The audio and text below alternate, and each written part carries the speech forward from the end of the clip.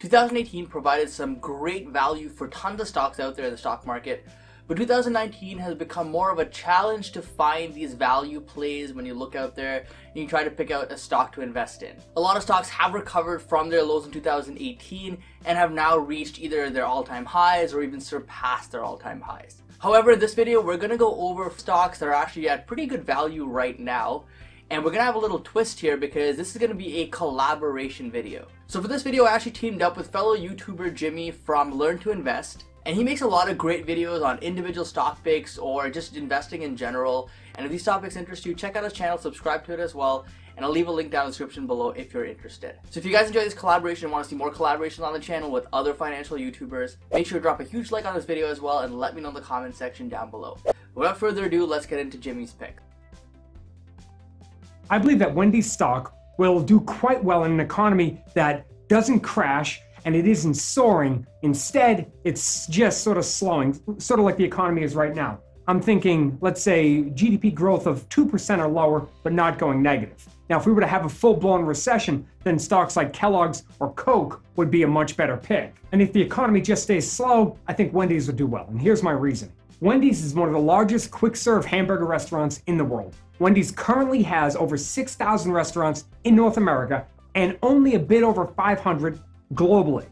So I believe that there's a giant opportunity on the world stage for Wendy's. But here's why I like Wendy's stock right now. So in the past few years, Wendy's has done a ton to position the business for growth. So about half of the restaurants that they have been remodeled in the past couple of years. And it seems that the remodeled locations are producing significantly more revenue than the older locations. And this is key because this is a chart of revenue going back the past 10 years. And as we can see, it's been a rough few years for Wendy's. But last year we saw the first revenue jump since we saw a small one back in 2012. But here's where it gets interesting. So back in this time period here, well, Wendy's owned Arby's. Then in 2011, they sold Arby's to the ARG Holding Corporation for about $130 million in cash and 18.5% of ARG. Well, ARG goes out and they buy Buffalo Wild Wings. And last year, Wendy's sold their remaining stake in ARG for about $450 million in cash. So now Wendy's is sitting on a bunch of cash and they've been doing whatever they can to make their business more profitable. Now, this is a chart of net income going back to 2009. And as we could see, although revenue was declining, net income was getting better. And another way to look at this is net income margins. So net income margins have clearly gotten better since they sold Arby's back in 2011. Back then, net income margins were just 1%. And last year, well, they were over 9%. So what do we think Wendy's stock is worth today? And what do we think they will do with the $410 million they have left in cash? That was on the books at the end of 2018. So the first thing I think that they're going to do is do stock buybacks. They have a history of doing this. They've done a few of them over the past couple of years, and that should help the value of their stock.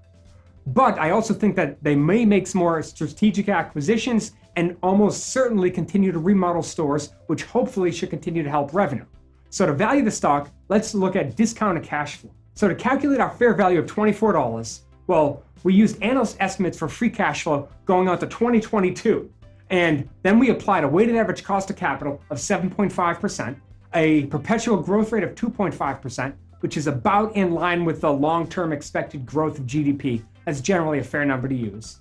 Well, this gives us today's value. Then we take that, we divide that by the shares outstanding, we end up with a $24 fair value for Wendy's stock. Now, if you're wondering where I got the weighted average cost of capital, well, I actually have a few videos on how to calculate it. Now, in this case, we should have actually, instead of using weighted average cost of capital, we should actually be using required rate of return instead of the company's WACC, which is what we did use.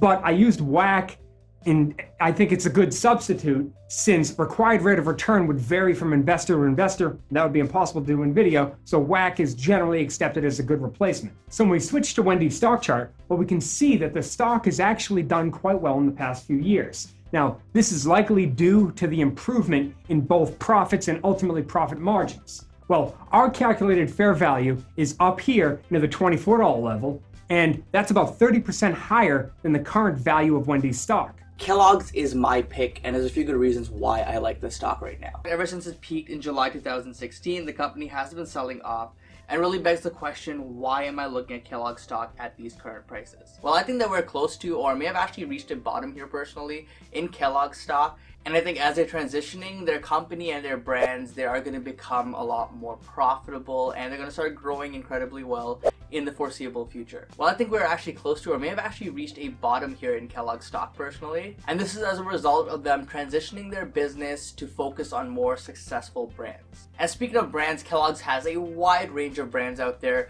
Some of the most well-known ones are Frosted Flakes, Eggos, Pop-Tarts, and a lot more.